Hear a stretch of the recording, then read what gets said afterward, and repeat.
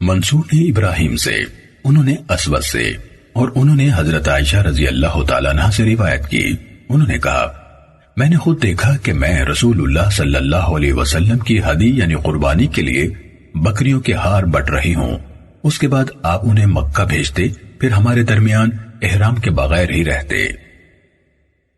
صحیح مسلم حدیث نمبر 3201۔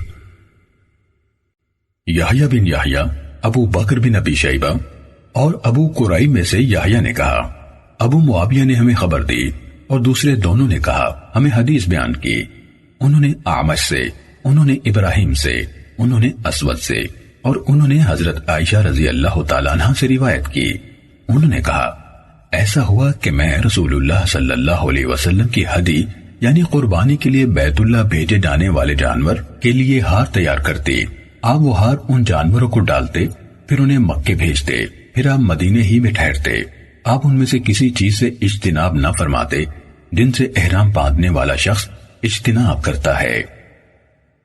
صحیح مسلم حدیث نمبر 3202۔ یحییٰ بن یحییٰ، ابو بکر بن ابی شیبہ اور ابو قریب نے باقی ماندہ اسی سند کے ساتھ حضرت عائشہ رضی اللہ تعالیٰ عنہ سے روایت کی، انہوں نے کہا رسول اللہ صلی اللہ علیہ وسلم نے ایک بار بیت اللہ کی طرف حد یعنی قربانی کی بکریاں بھیجیں تو آپ نے انہیں ہار ڈالے۔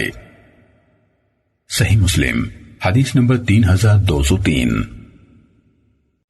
حکم نے ابراہیم سے، انہوں نے اسود سے، اور انہوں نے حضرت عائشہ رضی اللہ تعالی عنہا سے روایت کی، انہوں نے کہا ہم بکریوں کو ہار پہناتے، پھر انہیں بیت اللہ کی طرف بھیجتے اور رسول اللہ صلی اللہ علیہ وسلم غیر محرم رہتے، اس سے کوئی چیز جو پہلے آپ پر حلال تھی حرام نہ ہوتی تھی۔ صحیح مسلم حدیث نمبر 3204۔ عمرہ بنت عبد الرحمن نے خبر دی کہ ابن زیاد نے حضرت عائشہ رضی اللہ تعالی عنہ کو لکھا کہ حضرت عبداللہ بن عباس رضی اللہ تعالیٰ عنہما نے کہا جس نے ہدی یعنی بیت اللہ کے لیے قربانی بھیجی اس پر وہ سب کچھ حرام ہو جائے گا جو حج کرنے والے کے لیے حرام ہوتا ہے، یہاں تک کہ ہدی کو ذبح کر دیا جائے، اور میں نے اپنی ہدی بھیجی تو مجھے اس بارے میں اپنا حکم لکھ بھیجیے۔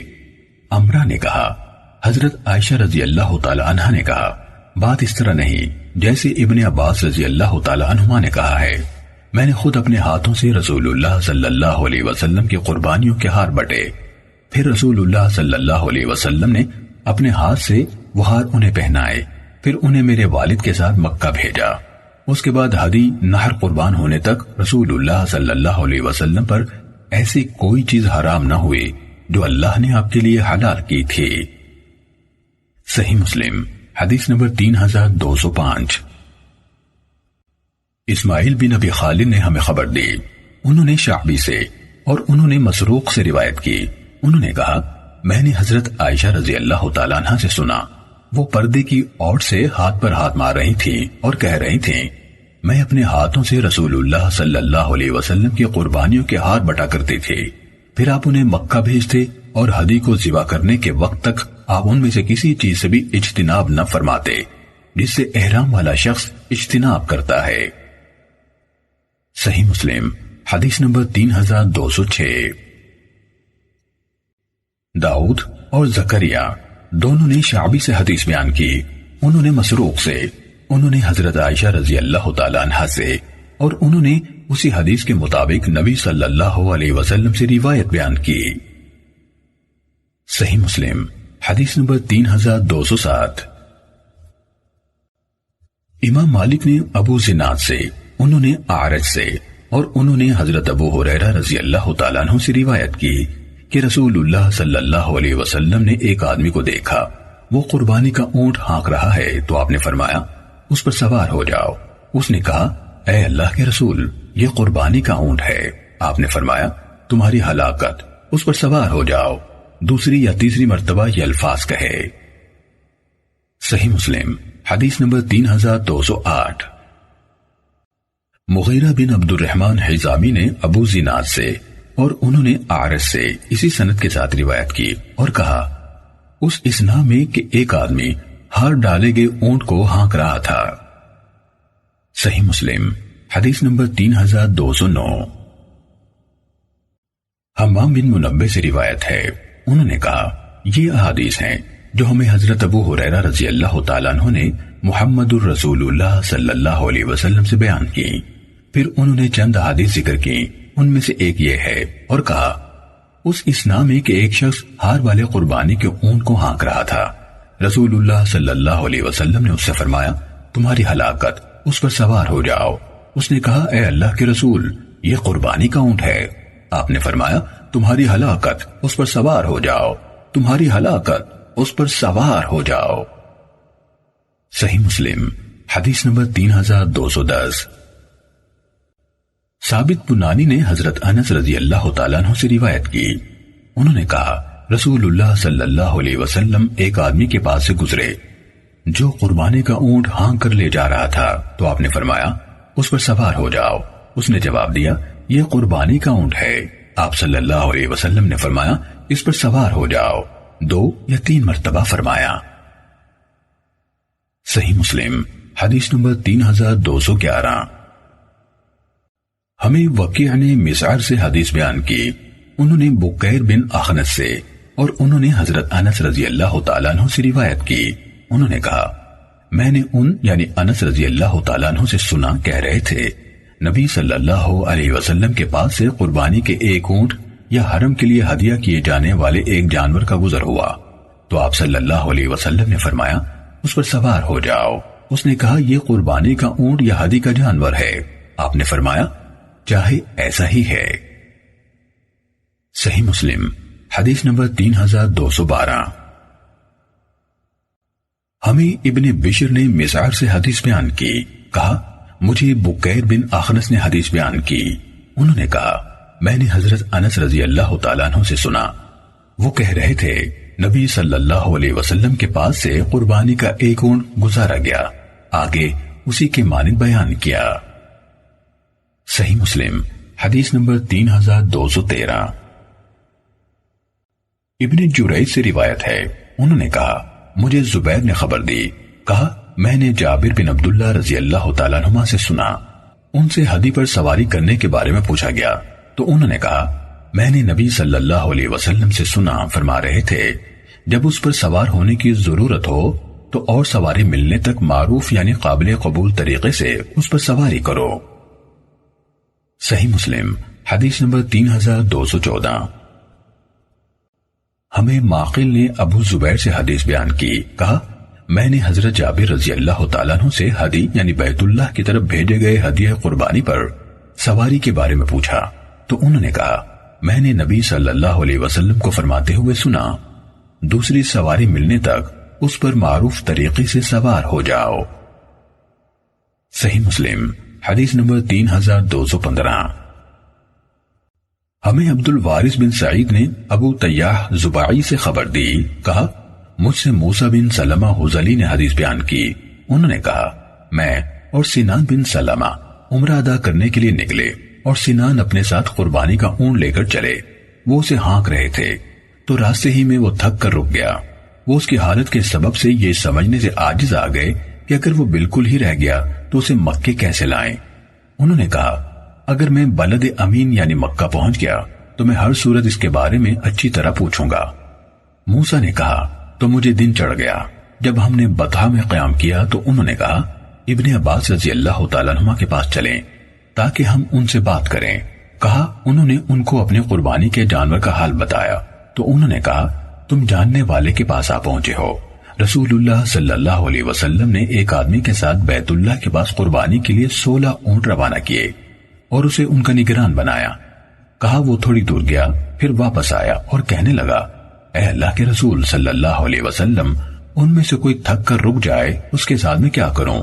آپ نے فرمایا اسے نہر کر دینا، پھر اس کے گلے میں ڈالے گئے دونوں جوتے اس کے خون سے رنگ دینا، پھر انہیں بطور نشانی اس کے پہلو پر رکھ دینا، اور احرام کی حالت میں تم اور تمہارے ساتھ جانے والوں میں سے کوئی اس کے گوشت میں سے کچھ نہ کھائے۔ صحیح مسلم حدیث نمبر 3216۔ اسماعیل بن علیہ نے ابو طیاح سے حدیث بیان کی، انہوں نے موسیٰ بن سلمہ سے اور انہوں نے ابن عباس رضی اللہ تعالیٰ عنہما سے روایت کی کہ رسول اللہ صلی اللہ علیہ وسلم نے قربانی کے 18 اونٹ ایک آدمی کے ساتھ روانہ کیے۔ پھر عبد الوارث کی حدیث کے مانند حدیث بیان کی اور انہوں نے حدیث کا ابتدائی حصہ بیان نہیں کیا۔ صحیح مسلم حدیث نمبر 3217۔ ابو قبیصہ زویب نے حدیث بیان کی کہ رسول اللہ صلی اللہ علیہ وسلم ان کے ساتھ قربانی کے اونٹ بھیجتے، پھر فرماتے اگر ان میں سے کوئی تھک کر رک جائے اور تمہیں اس کے مر جانے کا خدشہ ہو تو اسے نہر کر دینا، پھر اس کے گلے میں لٹکائے گئے جوتے کو اس کے خون میں ڈبونا، پھر اسے اس کے پہلو پر ڈال دینا، پھر نہ تم اس میں سے کچھ کھانا نہ تمہارے ساتھیوں میں سے کوئی اس میں سے کھائے۔ صحیح مسلم حدیث نمبر 3218۔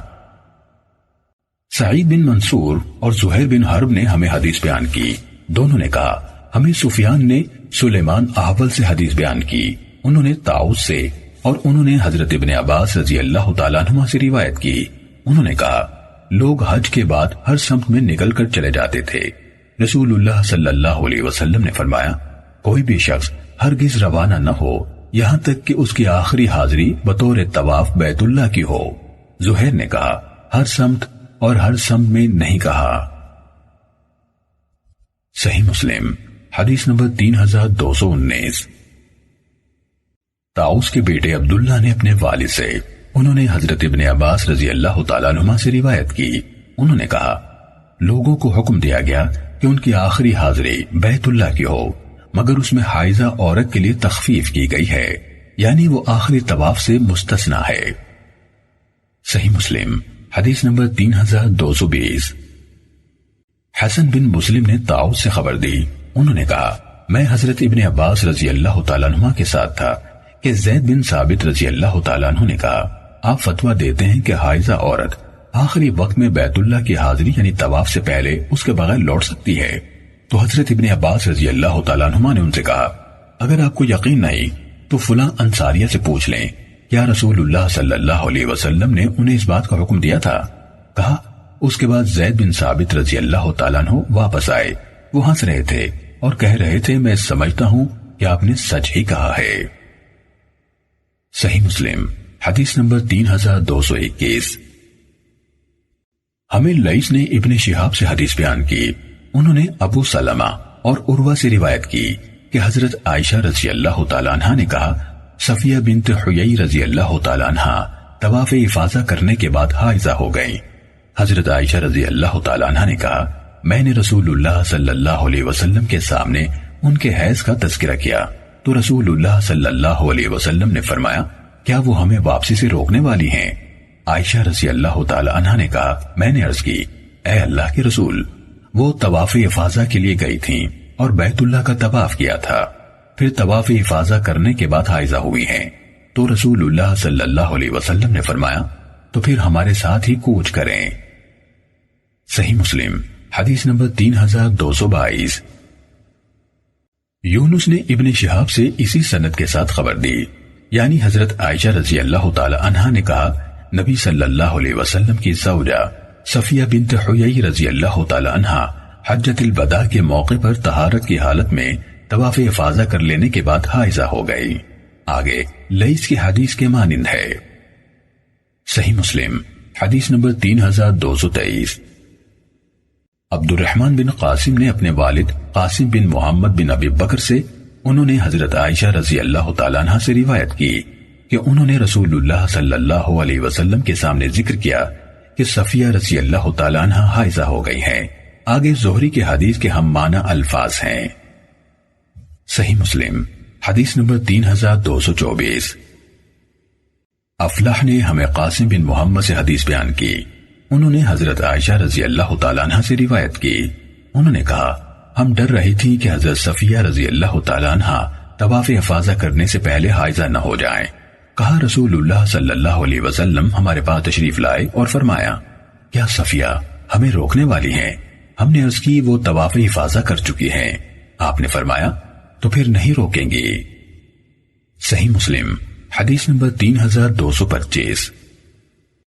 عمرہ بنت عبد الرحمن نے حضرت عائشہ رضی اللہ تعالیٰ عنہ سے روایت کی کہ انہوں نے رسول اللہ صلی اللہ علیہ وسلم سے عرض کی اے اللہ کے رسول صفیہ بنت حیی رضی اللہ تعالیٰ عنہ حائضہ ہو گئی ہیں، تو رسول اللہ صلی اللہ علیہ وسلم نے فرمایا شاید ہمیں واپسی سے روک لیں گی۔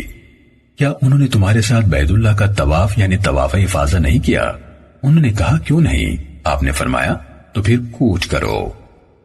صحیح مسلم حدیث نمبر 3226۔ ابو سلمہ نے حضرت عائشہ رضی اللہ تعالیٰ عنہ سے روایت کی کہ رسول اللہ صلی اللہ علیہ وسلم نے حضرت صفیہ رضی اللہ تعالیٰ عنہ سے ایسا کوئی کام چاہا جو ایک آدمی اپنی بیوی سے چاہتا ہے، تو سب ازواج نے کہا اے اللہ کے رسول وہ حائضہ ہیں۔ آپ نے فرمایا تو کیا یہ ہمیں کوچ کرنے سے روکنے والی ہیں؟ انہوں نے کہا اے اللہ کے رسول انہوں نے قربانی کے دن طواف زیارت یعنی طواف افاضہ کر لیا تھا۔ آپ نے فرمایا تو وہ بھی تمہارے ساتھ کوچ کریں۔ صحیح مسلم حدیث نمبر 3227۔ حکم نے ابراہیم سے، انہوں نے اسود سے، اور انہوں نے حضرت عائشہ رضی اللہ تعالیٰ عنہ سے روایت کی۔ انہوں نے کہا رسول اللہ صلی اللہ علیہ وسلم نے جب روانگی کا ارادہ کیا تو اچانک دیکھا کہ حضرت صفیہ رضی اللہ تعالیٰ عنہ اپنے خیمے کے دروازے پر دلگیر اور پریشان کھڑی تھیں۔ آپ نے فرمایا تمہارا نہ کوئی بال نہ بچہ، پھر بھی تم ہمیں یہی روکنے والی ہو۔ پھر آپ نے ان سے پوچھا کیا تم نے قربانی کے دن طواف افاضہ کیا تھا؟ انہوں نے جواب دیا جی ہاں۔ آپ نے فرمایا تو پھر چلو، یعنی ان کے پاس جا کر ان سے بھی پوچھا اور تصدیق کی۔ صحیح مسلم حدیث نمبر 3228۔ اعمش اور منصور دونوں نے ابراہیم سے، انہوں نے اسود سے، انہوں نے حضرت عائشہ رضی اللہ تعالیٰ عنہ سے، انہوں نے نبی صلی اللہ علیہ وسلم سے روایت کی۔ آگے حکم کی حدیث کے ہم معنی روایت ہے، البتہ وہ دونوں ان کے غم زدہ اور پریشان ہونے کا ذکر نہیں کرتے۔ صحیح مسلم حدیث نمبر 3229۔ امام مالک نے نافع سے، انہوں نے حضرت ابن عمر رضی اللہ تعالیٰ عنہما سے روایت کی کہ رسول اللہ صلی اللہ علیہ وسلم کعبے میں داخل ہوئے۔ آپ صلی اللہ علیہ وسلم اسامہ، بلال اور عثمان بن طلحہ حجبی رضی اللہ تعالیٰ عنہم، انہوں یعنی عثمان رضی اللہ تعالیٰ عنہ نے آپ کے لیے اس کا دروازہ بند کر دیا۔ پھر آپ صلی اللہ علیہ وسلم اس کے اندر ٹھہرے رہے۔ ابن عمر رضی اللہ تعالیٰ عنہما نے کہا جب آپ صلی اللہ علیہ وسلم نکلے تو میں نے بلال رضی اللہ تعالیٰ عنہ سے پوچھا رسول اللہ صلی اللہ علیہ وسلم نے اندر کیا کیا؟ انہوں نے کہا آپ نے 2 ستون اپنی بائیں طرف، 1 ستون دائیں طرف اور 3 ستون اپنے پیچھے کی طرف رکھے۔ ان دنوں بیت اللہ کی عمارت 6 ستونوں پر قائم تھی۔ پھر آپ نے نماز پڑھی۔ صحیح مسلم حدیث نمبر 3230۔ ہمیں حماد نے حدیث بیان کی، کہا ہمیں ایوب نے نافع سے حدیث بیان کی۔ انہوں نے کہا فتح مکہ کے دن رسول اللہ صلی اللہ علیہ وسلم تشریف لے آئے۔ آپ بیت اللہ کے صحن میں اترے اور عثمان بن طلحہ رضی اللہ تعالیٰ عنہ کی طرف پیغام بھیجا۔ وہ چابی لے کر حاضر ہوئے اور دروازہ کھولا۔ کہا پھر نبی صلی اللہ علیہ وسلم، بلال، اسامہ بن زید اور عثمان بن طلحہ رضی اللہ تعالیٰ عنہم اندر داخل ہوئے۔ آپ نے دروازے کے بارے میں حکم دیا تو اسے بند کر دیا گیا۔ وہ سب خاصی دیر وہاں ٹھہرے رہے۔ پھر انہوں نے عثمان رضی اللہ تعالیٰ عنہ نے دروازہ کھولا۔ عبداللہ رضی اللہ تعالیٰ عنہ نے کہا میں نے سب لوگوں سے سبقت کی اور باہر نکلتے وقت رسول اللہ صلی اللہ علیہ وسلم سے ملا۔ بلال رضی اللہ تعالیٰ عنہ آپ کے پیچھے پیچھے تھے، تو میں نے بلال رضی اللہ تعالیٰ عنہ سے پوچھا کیا رسول اللہ صلی اللہ علیہ وسلم نے اس میں نماز ادا فرمائی ہے؟ انہوں نے کہا ہاں۔ میں نے پوچھا کہاں؟ انہوں نے کہا 2 ستونوں کے درمیان جو آپ کے سامنے تھے، یعنی عبداللہ بن عمر رضی اللہ تعالیٰ عنہ نے کہا میں ان سے یہ پوچھنا بھول گیا کہ آپ نے کتنی رکعتیں پڑھیں۔ صحیح مسلم حدیث نمبر 3231۔ سفیان نے ہمیں ایوب سختیانی سے حدیث بیان کی، انہوں نے نافع سے اور انہوں نے حضرت ابن عمر رضی اللہ تعالیٰ عنہما سے روایت کی۔ انہوں نے کہا فتح مکہ کے سال رسول اللہ صلی اللہ علیہ وسلم حضرت اسامہ رضی اللہ تعالیٰ عنہ کی اونٹنی پر سوار ہو کر تشریف لائے، یہاں تک کہ آپ نے اسے کعبے کے صحن میں لا بٹھایا۔ پھر عثمان بن طلحہ رضی اللہ تعالیٰ عنہ کو بلوایا اور کہا مجھے بیت اللہ کی چابی دو۔ وہ اپنی والدہ کے پاس گئے تو اس نے انہیں چابی دینے سے انکار کر دیا۔ انہوں نے کہا یا تو تم یہ چابی مجھے دو گی یا پھر یہ تلوار میری پیٹھ سے پار نکل جائے گی۔ کہا تو اس نے وہ چابی انہیں دے دی۔ وہ اسے لے کر نبی صلی اللہ علیہ وسلم کی خدمت میں حاضر ہوئے آپ صلی اللہ علیہ وسلم نے وہ چابی انہیں کو دے دی تو انہوں ہی نے دروازہ کھولا، پھر حماد بن زید کی حدیث کے مانند حدیث بیان کی۔ صحیح مسلم حدیث نمبر 3232۔ عبید اللہ نے نافع سے اور انہوں نے حضرت ابن عمر رضی اللہ تعالیٰ عنہما سے روایت کی، کہا رسول اللہ صلی اللہ علیہ وسلم بیت اللہ میں داخل ہوئے، آپ کے ساتھ اسامہ، بلال اور عثمان بن طلحہ رضی اللہ تعالیٰ عنہ بھی تھے۔ انہوں نے اپنے پیچھے خاصی دیر دروازہ بند کیے رکھا، پھر دروازہ کھولا گیا تو میں پہلا شخص تھا جو دروازے سے داخل ہوا۔ میں بلال رضی اللہ تعالیٰ عنہ سے ملا اور پوچھا رسول اللہ صلی اللہ علیہ وسلم نے کہاں نماز ادا کی؟ انہوں نے کہا آگے کے 2 ستونوں کے درمیان جو آپ کے سامنے تھے۔ عبداللہ بن عمر رضی اللہ تعالیٰ عنہ نے کہا میں ان سے یہ پوچھنا بھول گیا کہ آپ نے کتنی رکعتیں ادا فرمائیں۔ صحیح مسلم حدیث نمبر 3233۔ عبداللہ اون نے ہمیں نافع سے حدیث بیان کی، انہوں نے حضرت عبداللہ بن عمر رضی اللہ تعالیٰ عنہما سے روایت کی کہ وہ کعبے کے پاس پہنچے جبکہ نبی صلی اللہ علیہ وسلم، بلال اور اسامہ رضی اللہ تعالیٰ عنہما اس میں داخل ہو چکے تھے۔ عثمان بن طلحہ رضی اللہ تعالیٰ عنہ نے ان کے پیچھے دروازہ بند کیا، کہا وہ اس میں کافی دیر ٹھہرے، پھر دروازہ کھولا گیا تو نبی صلی اللہ علیہ وسلم باہر تشریف لائے۔ میں سیڑھی چڑھا اور بیت اللہ میں داخل ہوا۔ میں نے پوچھا نبی صلی اللہ علیہ وسلم نے کہاں نماز پڑھی؟ انہوں نے کہا اس جگہ۔ کہا میں ان سے یہ پوچھنا بھول گیا کہ آپ نے کتنی رکعتیں پڑھی۔ صحیح مسلم حدیث نمبر 3234۔ لیث نے ہمیں ابن شہاب سے خبر دی، انہوں نے سالم سے، انہوں نے اپنے والد عبداللہ بن عمر رضی اللہ تعالیٰ عنہما سے روایت کی، انہوں نے کہا رسول اللہ صلی اللہ علیہ وسلم بیت اللہ میں داخل ہوئے، آپ صلی اللہ علیہ وسلم، اسامہ بن زید، بلال اور عثمان بن طلحہ رضی اللہ تعالیٰ عنہم، انہوں نے اپنے پیچھے دروازہ بند کر لیا۔ جب انہوں نے دروازہ کھولا تو میں سب سے پہلا شخص تھا جو کعبے میں داخل ہوا۔ میں بلال رضی اللہ تعالیٰ عنہ سے ملا اور ان سے پوچھا کیا رسول اللہ صلی اللہ علیہ وسلم نے اس میں نماز ادا کی؟ انہوں نے جواب دیا ہاں، آپ نے 2 یمنی ستونوں کے درمیان نماز ادا کی۔ صحیح مسلم حدیث نمبر 3235۔ یونس نے مجھے ابن شہاب سے خبر دی، کہا مجھے سالم بن عبداللہ نے اپنے والد عبداللہ بن عمر رضی اللہ تعالیٰ عنہما سے خبر دی، انہوں نے کہا میں نے رسول اللہ صلی اللہ علیہ وسلم کو دیکھا، آپ صلی اللہ علیہ وسلم کعبے میں داخل ہوئے، آپ صلی اللہ علیہ وسلم، اسامہ بن زید، بلال اور عثمان بن طلحہ رضی اللہ تعالیٰ عنہم، ان کے ساتھ اور کوئی داخل نہیں ہوا، پھر ان کے پیچھے دروازہ بند کر دیا گیا۔ عبداللہ بن عمر رضی اللہ تعالیٰ عنہما نے کہا مجھے بلال یا عثمان بن طلحہ رضی اللہ تعالیٰ عنہ نے بتایا کہ رسول اللہ صلی اللہ علیہ وسلم نے کعبے کے اندر 2 یمنی ستونوں کے درمیان نماز ادا کی۔ صحیح مسلم حدیث نمبر 3236۔ ابن جریج نے ہمیں خبر دی، کہا میں نے عطا سے پوچھا کیا آپ نے حضرت ابن عباس رضی اللہ تعالیٰ عنہما کو یہ کہتے ہوئے سنا ہے کہ تمہیں طواف کا حکم دیا گیا ہے، اس بیت اللہ میں داخل ہونے کا حکم نہیں دیا گیا؟ انہوں نے جواب دیا وہ اس میں داخل ہونے سے منع نہیں کرتے تھے، لیکن میں نے ان سے سنا کہہ رہے تھے مجھے اسامہ بن زید رضی اللہ تعالیٰ عنہ نے بتایا کہ نبی صلی اللہ علیہ وسلم جب بیت اللہ میں داخل ہوئے، آپ صلی اللہ علیہ وسلم نے اس کے تمام اطراف میں دعا کی اور اس میں نماز ادا نہیں کی یہاں تک کہ باہر آ گئے۔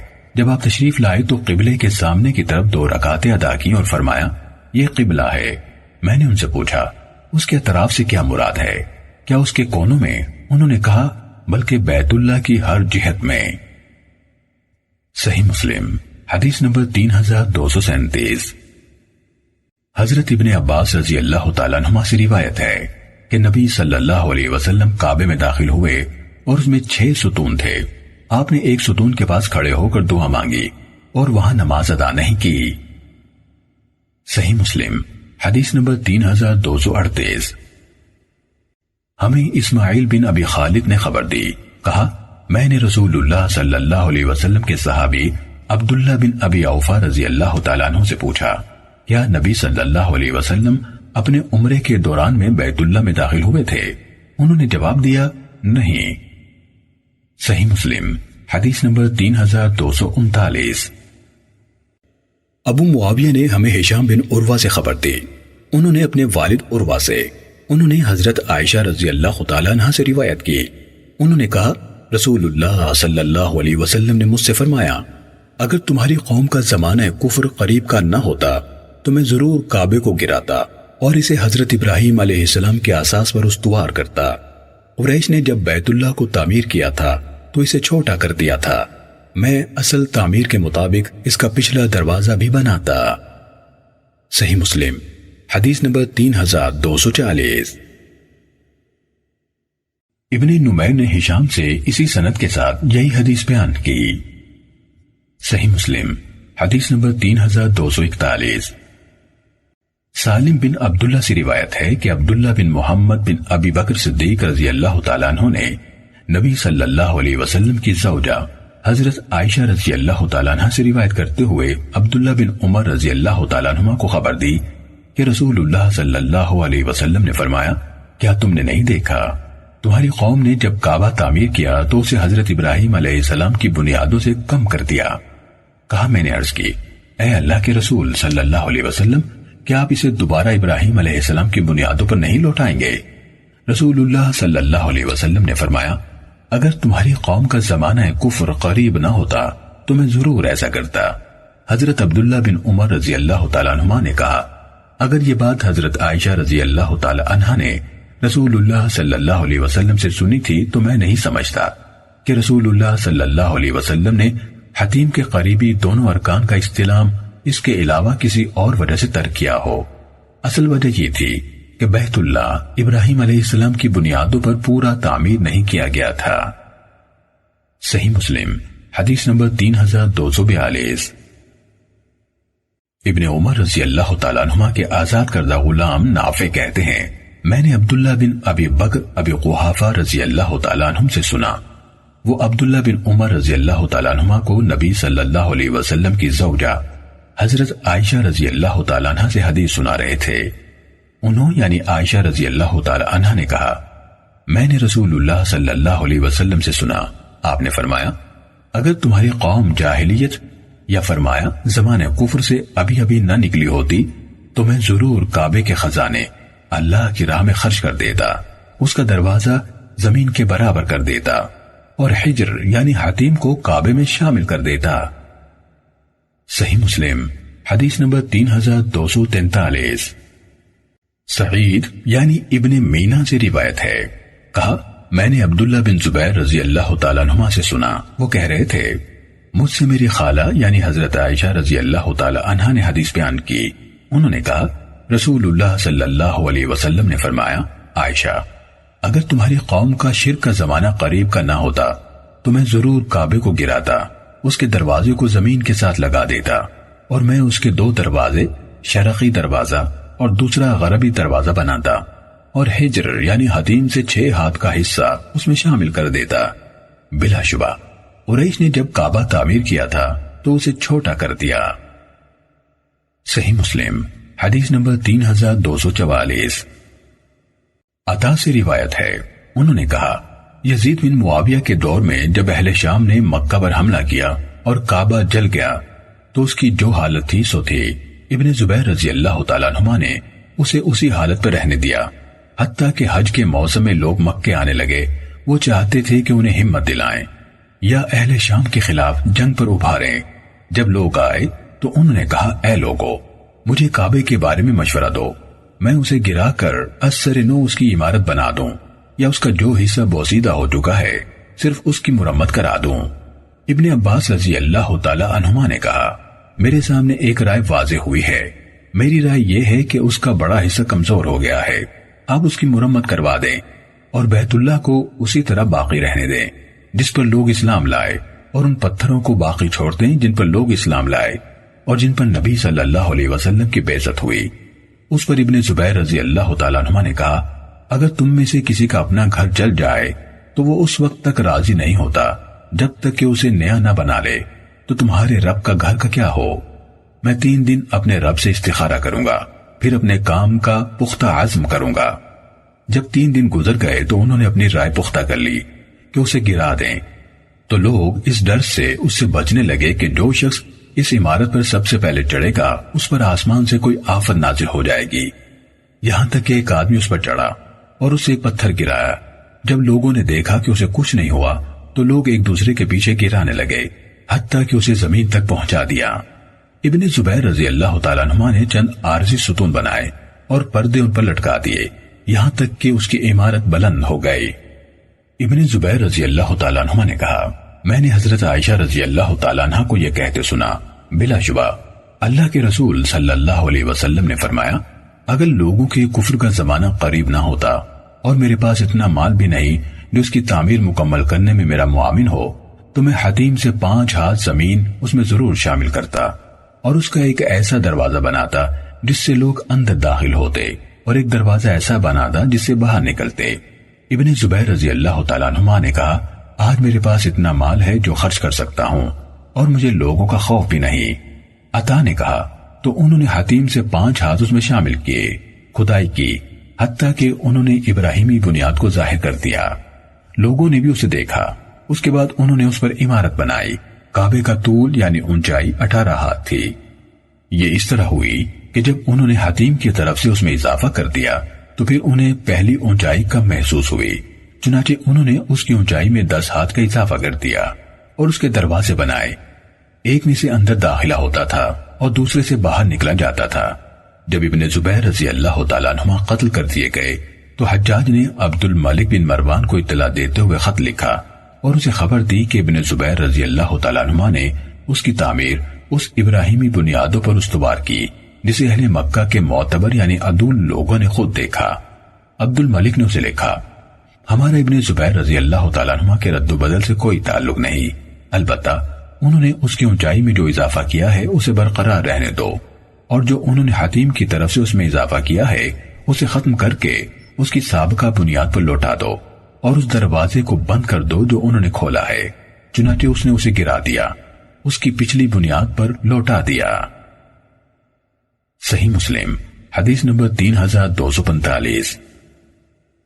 محمد بن بکر نے ہمیں حدیث بیان کی، کہا ہمیں ابن جریج نے خبر دی، انہوں نے کہا میں نے عبداللہ بن عبیداللہ بن عمیر اور ولید بن عطا سے سنا، وہ دونوں حارث بن عبداللہ بن ابی عبداللہ بن ابی ربیعہ سے حدیث بیان کر رہے تھے۔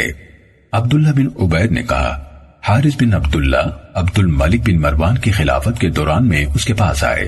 عبد الملک نے کہا میرا خیال نہیں کہ ابو خبیب یعنی ابن زبیر رضی اللہ تعالیٰ عنہما حضرت عائشہ رضی اللہ تعالیٰ عنہ سے جو سننے کا دعویٰ کرتے تھے وہ ان سے سنا ہو۔ حارث نے کہا کیوں نہیں، میں نے خود ان یعنی حضرت عائشہ رضی اللہ تعالیٰ عنہ سے سنا ہے۔ تم نے ان سے سنا، وہ کیا کہتی تھیں؟ کہا انہوں یعنی حضرت عائشہ رضی اللہ تعالیٰ عنہ نے کہا تھا رسول اللہ صلی اللہ علیہ وسلم نے فرمایا، بلا شبہ تمہاری قوم نے اللہ کے گھر کی عمارت میں کمی کر دی، اور اگر ان کا زمانہ شرک قریب کا نہ ہوتا تو جو انہوں نے چھوڑا تھا میں اسے دوبارہ بناتا، اور تمہاری قوم کا اگر میرے بعد اسے دوبارہ بنانے کا خیال ہوا تو آؤ میں تمہیں دکھاؤں انہوں نے اس میں سے کیا چھوڑا تھا۔ پھر آپ نے انہیں 7 ہاتھ کے قریب جگہ دکھائی۔ یہ عبداللہ بن عبید کی حدیث ہے۔ ولید بن عطا نے اس میں یہ اضافہ کیا، نبی صلی اللہ علیہ وسلم نے فرمایا اور میں زمین سے لگے ہوئے اس کے مشرقی اور مغربی 2 دروازے بناتا، اور کیا تم جانتی ہو تمہاری قوم نے اس کے دروازے کو اونچا کیوں کیا؟ حضرت عائشہ رضی اللہ تعالیٰ عنہ نے کہا میں نے عرض کی نہیں۔ آپ نے فرمایا خود کو اونچا دکھانے کے لیے تاکہ اس گھر میں صرف وہی داخل ہو جسے وہ چاہیں۔ جب کوئی آدمی خود اس میں داخل ہونا چاہتا تھا تو وہ اسے سیڑھیاں چڑھنے دیتے، جب کوئی آدمی خود اس میں داخل ہونا چاہتا تو وہ اسے سیڑھیاں چڑھنے دیتے، حتیٰ کہ جب وہ داخل ہونے لگتا تو وہ اسے دھکا دے دیتے اور وہ گر جاتا۔ عبد الملک نے حارث سے کہا تم نے خود انہیں یہ کہتے ہوئے سنا؟ انہوں نے کہا ہاں۔ کہا تو اس نے گھڑی بھر اپنی چھڑی سے زمین کو کوریدا، پھر کہا کاش میں انہیں یعنی ابن زبیر رضی اللہ تعالیٰ عنہ کو اور جس کام کی ذمہ داری انہوں نے اٹھائی اسے چھوڑ دیتا۔ صحیح مسلم حدیث نمبر 3246۔ ابو عاصم اور عبد الرزاق دونوں نے ابن جریج سے اسی سند کے ساتھ محمد بن بکر کی حدیث کے مانند حدیث بیان کی۔ صحیح مسلم حدیث نمبر 3247۔ ابو قزعہ سے روایت ہے کہ عبد الملک بن مروان جب بیت اللہ کا طواف کر رہا تھا تو اس نے کہا اللہ ابن زبیر رضی اللہ تعالیٰ عنہ کو ہلاک کرے کہ وہ ام المومنین پر جھوٹ بولتا ہے۔ وہ کہتا ہے میں نے انہیں یہ کہتے ہوئے سنا کہ رسول اللہ صلی اللہ علیہ وسلم نے فرمایا، اے عائشہ، تمہاری قوم کے کفر کا زمانہ قریب کا نہ ہوتا تو میں بیت اللہ کو گراتا، حتیٰ کہ اس میں حتیم میں سے کچھ حصہ بڑھا دیتا۔ بلا شبہ تمہاری قوم نے اس کی عمارت کو کم کر دیا ہے۔ اس پر حارث بن عبداللہ بن ابی ربیعہ نے کہا، امیر المومنین ایسا نہ کہیے، میں نے خود ام المومنین سے سنا ہے، وہ یہ حدیث بیان کر رہی تھیں۔ عبد الملک نے کہا، اگر میں نے یہ بات اسے گرانے سے پہلے سن لی ہوتی تو میں اسے اسی طرح چھوڑ دیتا جس طرح ابن زبیر رضی اللہ تعالیٰ عنہما نے بنایا تھا۔ صحیح مسلم حدیث نمبر 3248۔ ابو احوص نے ہمیں حدیث بیان کی، کہا ہمیں اشعث بن ابو شعثہ نے اسود بن یزید سے حدیث بیان کی، انہوں نے حضرت عائشہ رضی اللہ تعالیٰ عنہ سے روایت کی، انہوں نے کہا رسول اللہ صلی اللہ علیہ وسلم سے حتیم کی دیوار کے بارے میں دریافت کیا گیا، کیا وہ بیت اللہ میں سے ہے؟ آپ نے فرمایا ہاں۔ میں نے عرض کی تو انہوں نے اسے بیت اللہ میں شامل کیوں نہیں کیا؟ آپ نے فرمایا تمہاری قوم کے پاس خرچ کم پڑ گیا تھا۔ میں نے عرض کی اس کا دروازہ کیوں اونچا ہے؟ آپ نے فرمایا یہ کام تمہاری قوم نے کیا تاکہ جسے چاہیں اندر داخل ہونے دیں اور جسے چاہیں منع کر دیں۔ اگر تمہاری قوم کا زمانہ جاہلیت کے قریب کا نہ ہوتا، اس وجہ سے میں ڈرتا ہوں کہ ان کے دل اسے ناپسند کریں گے، تو میں اس پر غور کرتا کہ حتیم کی دیوار کو بیت اللہ میں شامل کر دوں اور اس کے دروازے کو زمین کے ساتھ ملا دوں۔ صحیح مسلم حدیث نمبر 3249۔ شیبان نے ہمیں اشعث بن ابو شعثہ سے حدیث بیان کی، انہوں نے اسود بن یزید سے اور انہوں نے حضرت عائشہ رضی اللہ تعالیٰ عنہ سے روایت کی، انہوں نے کہا میں نے رسول اللہ صلی اللہ علیہ وسلم سے حتیم کے بارے میں سوال کیا۔ آگے ابو احوص کی حدیث کے ہم معنی حدیث بیان کی اور اس میں کہا میں نے عرض کی اس کا دروازہ کس وجہ سے اونچا ہے، اس پر سیڑھی کے بغیر چڑھا نہیں جا سکتا، اور شیبان نے یہ بھی کہا اس ڈر سے کہ ان کے دل اسے ناپسند کریں گے۔ صحیح مسلم حدیث نمبر 3250۔ امام مالک نے ابن شہاب سے، انہوں نے سلیمان بن یسار سے اور انہوں نے عبداللہ بن عباس رضی اللہ تعالیٰ عنہما سے روایت کی کہ انہوں نے کہا فضل بن عباس رضی اللہ تعالیٰ عنہما رسول اللہ صلی اللہ علیہ وسلم کی سواری پر پیچھے سوار تھے، تو آپ صلی اللہ علیہ وسلم کے پاس قبیلہ خزعم کی ایک خاتون آئی، وہ آپ سے فتویٰ پوچھنے لگی۔ فضل رضی اللہ تعالیٰ عنہ اس کی طرف اور وہ ان کی طرف دیکھنے لگی۔ رسول اللہ صلی اللہ علیہ وسلم فضل رضی اللہ تعالیٰ عنہ کا چہرہ دوسری جانب پھیرنے لگے۔ اس نے کہا اے اللہ کے رسول صلی اللہ علیہ وسلم، بلا شبہ اللہ کا اپنے بندوں پر فرض کیا ہوا حج میرے کمزور اور بوڑھے والد پر بھی آ گیا ہے، وہ سواری پر جم کر بیٹھ نہیں سکتے، تو کیا میں ان کی طرف سے حج کر سکتی ہوں؟ آپ نے فرمایا ہاں، اور یہ حجۃ الوداع میں ہوا۔ صحیح مسلم حدیث نمبر 3251۔ ابن جریج نے سابقہ سند کے ساتھ ابن عباس رضی اللہ تعالیٰ عنہما سے اور انہوں نے فضل رضی اللہ تعالیٰ عنہ سے روایت کی کہ قبیلہ خزعم کی ایک عورت نے عرض کی اے اللہ کے رسول صلی اللہ علیہ وسلم، میرے والد عمر رسیدہ ہیں اور اللہ کا فریضہ حج ان کے ذمہ ہے اور اونٹ کی پشت پر ٹھیک طرح نہیں بیٹھ سکتے۔ نبی صلی اللہ علیہ وسلم نے فرمایا تم ان کی طرف سے حج کر لو۔ صحیح مسلم حدیث نمبر 3252۔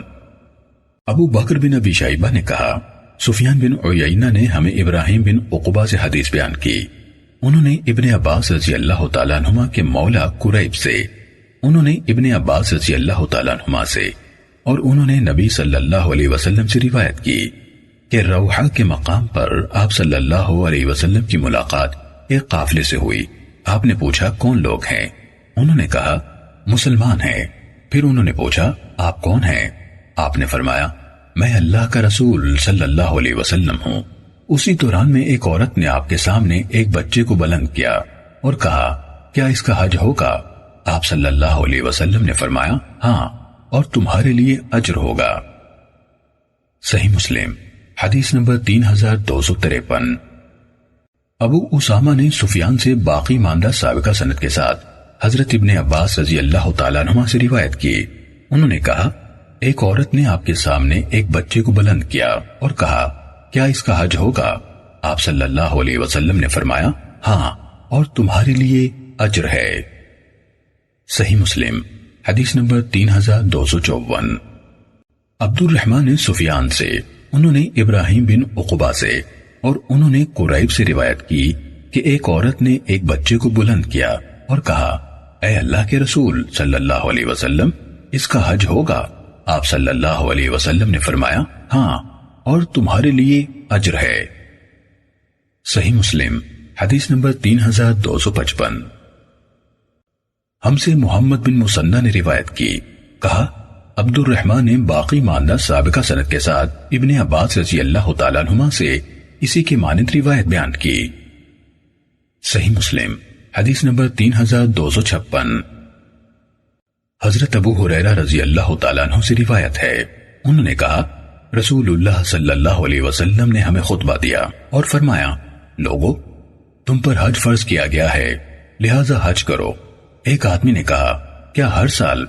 اے اللہ کے رسول، آپ خاموش رہے حتیٰ کہ اس نے یہ کلمہ 3 بار دہرایا۔ رسول اللہ صلی اللہ علیہ وسلم نے فرمایا اگر میں کہہ دیتا ہاں تو واجب ہو جاتا اور تم اس کی استطاعت نہ رکھتے۔ پھر آپ نے فرمایا تم مجھے اسی بات پر رہنے دیا کرو جس پر میں تمہیں چھوڑ دوں۔ تم سے پہلے لوگ کثرت سوال اور اپنے انبیاء سے زیادہ اختلاف کی بنا پر ہلاک ہوئے۔ جب میں تمہیں کسی چیز کا حکم دوں تو بقدر استطاعت اسے کرو، اور جب کسی چیز سے منع کروں تو اسے چھوڑ دو۔ صحیح مسلم حدیث نمبر 3257۔ یحییٰ قطان نے ہمیں عبید اللہ سے حدیث بیان کی، کہا مجھے نافع نے ابن عمر رضی اللہ تعالیٰ عنہما سے خبر دی کہ رسول اللہ صلی اللہ علیہ وسلم نے فرمایا کوئی عورت 3 دن رات کا سفر نہ کرے مگر اس طرح کہ اس کے ساتھ محرم ہو۔ صحیح مسلم حدیث نمبر 3258۔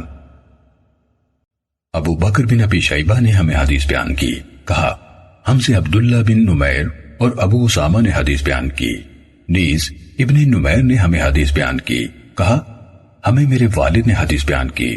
ان سب نے عبید اللہ سے اسی سند کے ساتھ یہی حدیث بیان کی۔ ابو بکر کی روایت میں ہے کہ 3 دن سے زیادہ، اور ابن نمیر نے اپنے والد سے بیان کردہ روایت میں کہا 3 دن، مگر اس طرح کہ اس کے ساتھ محرم ہو۔ صحیح مسلم حدیث نمبر 3259۔ ضحاک نے ہمیں نافع سے خبر دی، انہوں نے عبداللہ بن عمر رضی اللہ تعالیٰ عنہما سے، انہوں نے نبی صلی اللہ علیہ وسلم سے روایت کی کہ آپ نے فرمایا کسی عورت کے لیے جو اللہ اور آخرت کے دن پر ایمان رکھتی ہے حلال نہیں کہ وہ 3 راتوں کا سفر کرے مگر اس طرح کہ اس کے ساتھ محرم ہو۔ صحیح مسلم حدیث نمبر 3260۔ جریر نے ہمیں عبد الملک سے جو عمیر کے بیٹے ہیں حدیث بیان کی، انہوں نے قزعہ سے اور انہوں نے ابو سعید رضی اللہ تعالیٰ عنہ سے روایت کی۔ قزعہ نے کہا میں نے یعنی ابو سعید رضی اللہ تعالیٰ عنہ سے ایک حدیث سنی جو مجھے بہت اچھی لگی، تو میں نے ان سے کہا آپ نے یہ حدیث خود رسول اللہ صلی اللہ علیہ وسلم سے سنی ہے؟ انہوں نے جواب دیا کیا میں رسول اللہ صلی اللہ علیہ وسلم پر وہ بات کہہ سکتا ہوں جو میں نے آپ سے نہیں سنی؟ قزعہ نے کہا میں نے ان سے سنا کہہ رہے تھے رسول اللہ صلی اللہ علیہ وسلم نے فرمایا عبادت کی غرض سے 3 مسجدوں کے سوا کسی طرف رخت سفر نہ باندھو، میری یہ مسجد، مسجد حرام اور مسجد اقصی۔ اور میں نے آپ صلی اللہ علیہ وسلم سے سنا آپ فرما رہے تھے کوئی عورت کسی بھی وقت 2 دن کا سفر نہ کرے مگر اس طرح کہ اس کے ساتھ محرم ہو یا اس کا شوہر ہو۔ صحیح مسلم حدیث نمبر 3261۔ شعبہ نے ہمیں عبد الملک بن عمیر سے حدیث بیان کی، کہا میں نے قزعہ سے سنا، انہوں نے کہا میں نے ابو سعید خدری رضی اللہ تعالیٰ عنہ سے سنا، انہوں نے کہا میں نے رسول اللہ صلی اللہ علیہ وسلم سے 4 باتیں سنی جو مجھے بہت اچھی لگیں اور بہت پسند آئیں۔ آپ نے فرمایا کہ کوئی عورت 2 دن کا سفر کرے مگر اس طرح کہ اس کے ساتھ اس کا شوہر یا کوئی محرم ہو، اور آگے باقی حدیث بیان کی۔ صحیح مسلم حدیث نمبر 3262۔ سہم بن منجاب نے قزعہ سے، انہوں نے ابو سعید خدری رضی اللہ تعالیٰ عنہ سے روایت کی، انہوں نے کہا رسول اللہ صلی اللہ علیہ وسلم نے فرمایا کوئی عورت 3 دن کا سفر نہ کرے مگر یہ کہ محرم ساتھ ہو۔ صحیح مسلم حدیث نمبر 3263۔ معاذ عنبری نے قتادہ سے حدیث بیان کی، انہوں نے قزاعہ سے اور انہوں نے ابو سعید خدری رضی اللہ تعالیٰ عنہ سے روایت کی کہ نبی صلی اللہ علیہ وسلم نے فرمایا کوئی عورت 3 راتوں سے زیادہ کا سفر نہ کرے مگر یہ کہ محرم کے ساتھ ہو۔ صحیح مسلم حدیث نمبر 3264۔ سعید نے قتادہ سے اسی سند کے ساتھ روایت کی اور کہا 3 دن سے زیادہ کا سفر مگر یہ کہ محرم کے ساتھ ہو۔ صحیح مسلم حدیث نمبر 3265۔ لیث نے ہمیں سعید بن ابی سعید سے حدیث بیان کی، انہوں نے اپنے والد سے روایت کی، حضرت ابو ہریرہ رضی اللہ تعالیٰ عنہ نے کہا رسول اللہ صلی اللہ علیہ وسلم نے فرمایا کسی مسلمان عورت کے لیے حلال نہیں وہ 1 رات کی مسافت طے کرے مگر اس طرح کہ اس کے ساتھ ایسا آدمی ہو جو اس کا محرم ہو۔ صحیح مسلم حدیث نمبر 3266۔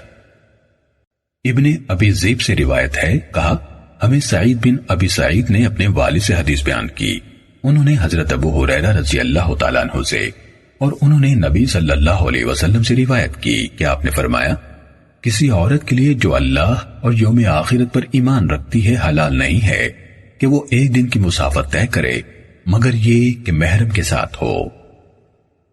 صحیح مسلم حدیث نمبر 3267۔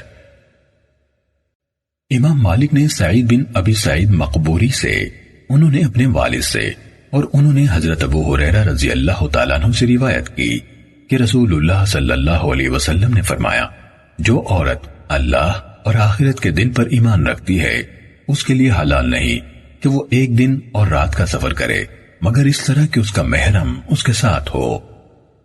صحیح مسلم حدیث نمبر 3268۔ ابو صالح نے اپنے والد سے، انہوں نے ابو ہریرہ رضی اللہ تعالیٰ عنہ سے روایت کی، انہوں نے کہا رسول اللہ صلی اللہ علیہ وسلم نے فرمایا کسی عورت کے لیے حلال نہیں کہ 3 دن سفر کرے مگر اس طرح کہ اس کے ساتھ اس کا کوئی محرم ہو۔ صحیح مسلم حدیث نمبر 3269۔ ابو معاویہ نے ہمیں اعمش سے حدیث بیان کی، انہوں نے ابو صالح سے، انہوں نے ابو سعید خدری رضی اللہ تعالیٰ عنہ سے روایت کی کہ انہوں نے کہا رسول اللہ صلی اللہ علیہ وسلم نے فرمایا جو عورت اللہ اور یوم آخرت پر ایمان رکھتی ہے اس کے لیے حلال نہیں کہ وہ 3 دن یا اس سے زائد کا سفر کرے الا یہ کہ اس کے ساتھ اس کا والد یا اس کا بیٹا یا اس کا خاوند یا اس کا بھائی یا اس کا کوئی محرم ہو۔ صحیح مسلم حدیث نمبر 3270۔ وکیع نے اعمش سے اسی سند کے ساتھ اسی کے مانند حدیث بیان کی۔ صحیح مسلم حدیث نمبر 3271۔ سفیان بن عیینہ نے ہمیں حدیث بیان کی، کہا ہمیں عمرو بن دینار نے ابو معبد سے حدیث بیان کی، کہا میں نے ابن عباس رضی اللہ تعالیٰ عنہما سے سنا، وہ کہہ رہے تھے میں نے نبی صلی اللہ علیہ وسلم سے سنا آپ خطبہ دیتے ہوئے فرما رہے تھے کوئی مرد کسی عورت کے ساتھ ہرگز تنہا نہ ہو مگر یہ کہ اس کے ساتھ کوئی محرم ہو، اور کوئی عورت سفر نہ کرے مگر یہ کہ محرم کے ساتھ ہو۔ ایک آدمی اٹھا اور کہنے لگا اے اللہ کے رسول، میری بیوی حج کے لیے نکلی ہے اور میرا نام فلاں فلاں غزوے میں لکھا جا چکا ہے۔ آپ نے فرمایا جاؤ اور اپنی بیوی کے ساتھ حج کرو۔ صحیح مسلم حدیث نمبر 3272۔ حماد نے ہمیں عمرو بن دینار سے اسی سند کے ساتھ اسی کے ہم معنی حدیث بیان کی۔ صحیح مسلم حدیث نمبر 3273۔ ابن جریج نے عمرو بن دینار سے اسی سند کے ساتھ اسی کے ہم معنی روایت بیان کی اور یہ جملہ ذکر نہیں کیا کوئی مرد کسی عورت کے ساتھ ہرگز تنہا نہ ہو مگر یہ کہ اس کے ساتھ کوئی محرم ہو۔ صحیح مسلم حدیث نمبر 3274۔ علی ازدی نے خبر دی کہ ابن عمر رضی اللہ تعالیٰ عنہما نے انہیں سکھایا کہ رسول اللہ صلی اللہ علیہ وسلم سفر پر نکلتے ہوئے جب اپنے اونٹ پر ٹھیک طرح سوار ہو جاتے تو 3 مرتبہ اللہ اکبر کہتے، پھر فرماتے سبحان الذی سخر لنا ھذا وما كنا له مقرنين وإنا إلى ربنا لمنقلبون اللهم إنا نسألك في سفرنا هذا البر والتقوى ومن العمل ما ترضى اللهم هون علينا سفرنا هذا واطف عنا بعدا اللهم أنت الصاحب في السفر والخليفة في الأهل اللهم إني أعوذ بك من وعثاء السفر وكابة المنظر وسوء المنقلب في المال والأهل۔ پاک ہے وہ ذات جس نے اس سواری کو ہمارے لیے مسخر کر دیا ہے، حالانکہ ہم اسے قابو نہ رکھ سکتے تھے۔ بلا شبہ ہم اپنے رب کی طرف لوٹ کر جانے والے ہیں۔ اے اللہ، ہم اپنے اس سفر میں تجھ سے نیکی، تقوی اور ایسے عمل کا سوال کرتے ہیں جسے تو پسند کرتا ہے۔ اے اللہ، ہمارے اس سفر کو ہمارے لیے آسان بنا دے اور ہمارے لیے اس کی دوری کو لپیٹ دے۔ اے اللہ، سفر میں تو ہی ساتھی ہے اور گھر میں ہمارے پیچھے بھی تو معاملہ چلانے والا ہے۔ اے اللہ، میں سفر کی تکان، منظر کی غمگینی اور اہل و عیال میں بری واپسی سے تیری پناہ میں آتا ہوں۔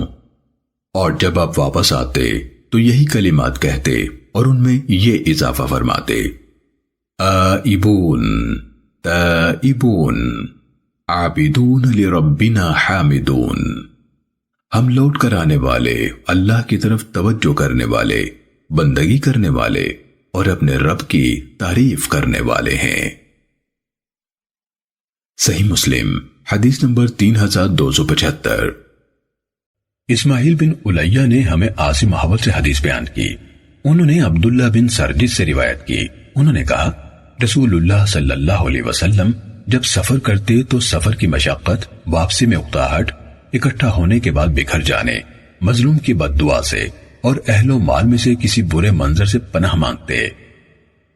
صحیح مسلم حدیث نمبر 3276۔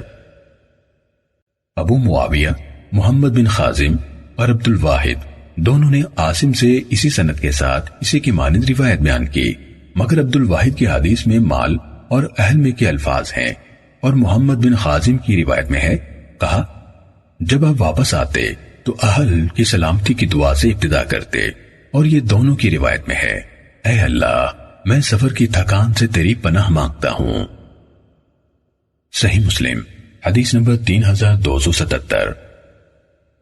عبید اللہ نے نافع سے، انہوں نے عبداللہ بن عمر رضی اللہ تعالیٰ عنہما سے روایت کی، انہوں نے کہا، رسول اللہ صلی اللہ علیہ وسلم جب بڑے لشکروں یا چھوٹے دستوں کی مہموں سے یا حج یا عمرے سے لوٹتے تو جب آپ کسی گھاٹی یا اونچی جگہ پر چڑھتے 3 مرتبہ اللہ اکبر کہتے، پھر فرماتے، لا الہ الا اللہ وحدہ لا شریک لہ، لہ الملک ولہ الحمد وہو علی کل شیء قدیر، آئبون تائبون عابدون ساجدون لربنا حامدون، صدق اللہ وعدہ ونصر عبدہ وہزم الاحزاب وحدہ۔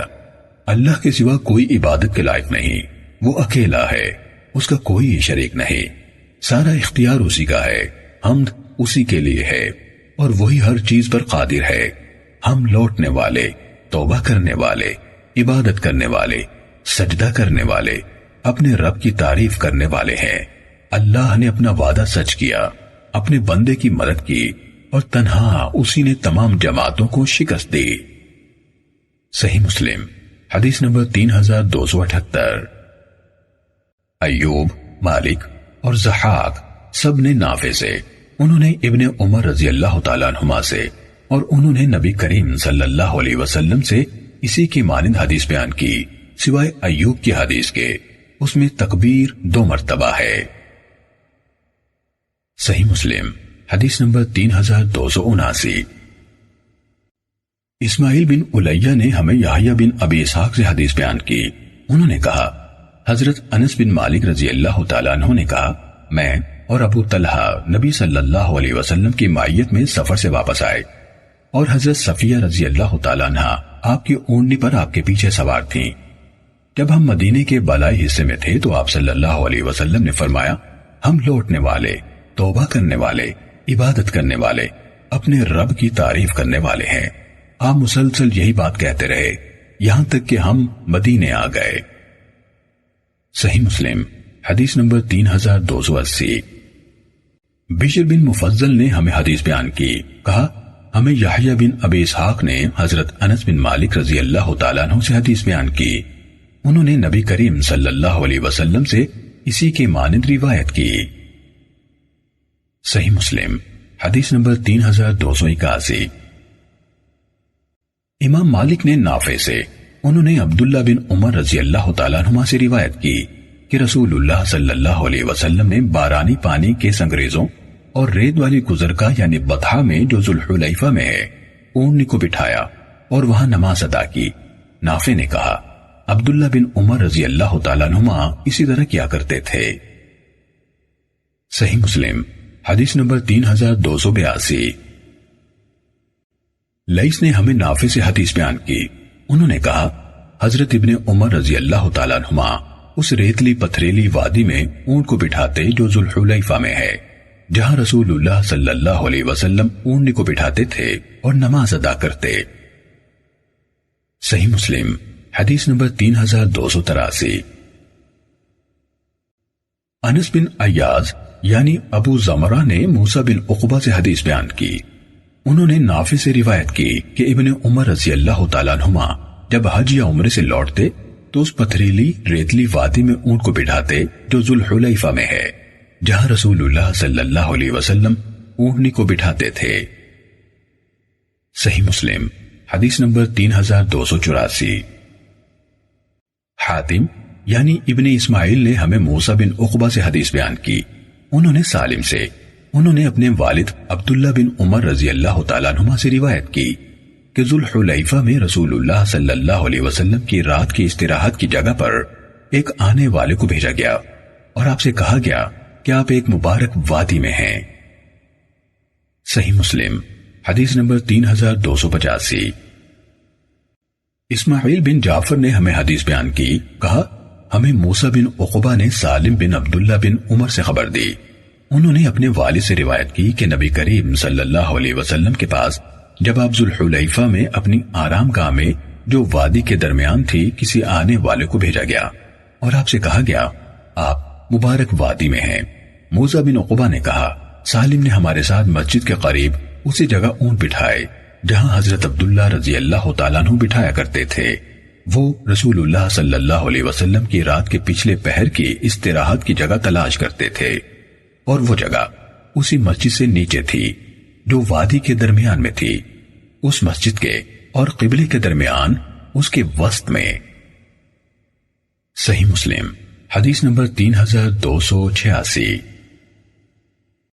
عمرو بن حارث نے ابن شہاب سے، انہوں نے حمید بن عبد الرحمن بن عوف سے خبر دی، انہوں نے حضرت ابو ہریرہ رضی اللہ تعالیٰ عنہ سے روایت کی، نیز یونس بن یزید ایلی نے ابن شہاب سے اسی سند کے ساتھ حضرت ابو ہریرہ رضی اللہ تعالیٰ عنہ سے روایت کی، انہوں نے کہا حضرت ابو بکر صدیق رضی اللہ تعالیٰ عنہ نے مجھے اس حج میں جس میں رسول اللہ صلی اللہ علیہ وسلم نے حجۃ الوداع سے پہلے انہیں امیر بنایا تھا، ایک چھوٹی جماعت کے ساتھ روانہ کیا کہ وہ لوگ قربانی کے دن لوگوں میں یہ اعلان کریں کہ اس سال کے بعد کوئی مشرک حج نہیں کرے گا اور نہ کوئی برہنہ شخص بیت اللہ کا طواف کرے گا۔ ابن شہاب نے کہا حمید بن عبد الرحمن بن عوف حضرت ابو ہریرہ رضی اللہ تعالیٰ عنہ کی حدیث کی بنا پر کہا کرتے تھے قربانی کا دن ہی حج اکبر کا دن ہے۔ صحیح مسلم حدیث نمبر 3287۔ حضرت عائشہ رضی اللہ تعالیٰ عنہ نے کہا بلا شبہ اللہ کے رسول صلی اللہ علیہ وسلم نے فرمایا کوئی دن نہیں جس میں اللہ تعالیٰ عرفہ کے دن سے بڑھ کر بندوں کو آگ سے آزاد فرماتا ہو، وہ اپنے بندوں کے قریب ہوتا ہے اور فرشتوں کے سامنے ان لوگوں کی بنا پر فخر کرتا ہے اور پوچھتا ہے یہ لوگ کیا چاہتے ہیں۔ صحیح مسلم حدیث نمبر 3288۔ امام مالک نے ابو بکر بن عبد الرحمن کے آزاد کردہ غلام سمئی سے، انہوں نے ابو صالح اور سمان سے، اور انہوں نے حضرت ابو ہریرہ رضی اللہ تعالیٰ عنہ سے روایت کی کہ رسول اللہ صلی اللہ علیہ وسلم نے فرمایا ایک عمرہ دوسرے عمرے تک کے گناہوں کا کفارہ ہے اور حج مبرور اس کا بدلہ جنت کے سوا اور کوئی نہیں۔ صحیح مسلم حدیث نمبر 3289۔ سفیان بن عیینہ، سہیل، عبید اللہ، وکیع اور سفیان ثوری سب نے سمی سے، انہوں نے ابو صالح سے، انہوں نے حضرت ابو ہریرہ رضی اللہ تعالیٰ عنہ سے، اور انہوں نے نبی کریم صلی اللہ علیہ وسلم سے مالک بن انس کی حدیث کی مانند روایت کی۔ صحیح مسلم حدیث نمبر 3290۔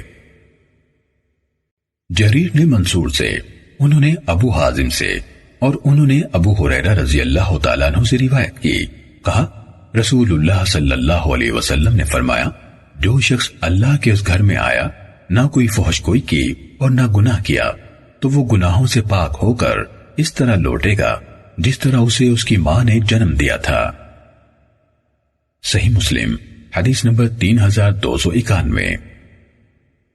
ابو عوانہ، ابو احوص، مسعر، سفیان اور شعبہ سب نے منصور سے اسی سند کے ساتھ یہ حدیث بیان کی، اور ان سب کی حدیث میں یہ الفاظ ہیں، جس نے حج کیا اور اس نے نہ فحش کوئی کی اور نہ کوئی گناہ کیا۔ صحیح مسلم حدیث نمبر 3292۔ سیار نے ابو حازم سے، انہوں نے حضرت ابو ہریرہ رضی اللہ تعالیٰ عنہ سے، اور انہوں نے نبی کریم صلی اللہ علیہ وسلم سے روایت کی، اسی کے مانند۔ صحیح مسلم حدیث نمبر 3293۔ یونس بن یزید نے مجھے ابن شہاب سے خبر دی کہ علی بن حسین نے انہیں خبر دی کہ عمر بن عثمان بن عفان نے انہیں اسامہ بن زید بن حارثہ رضی اللہ تعالیٰ عنہما سے خبر دی۔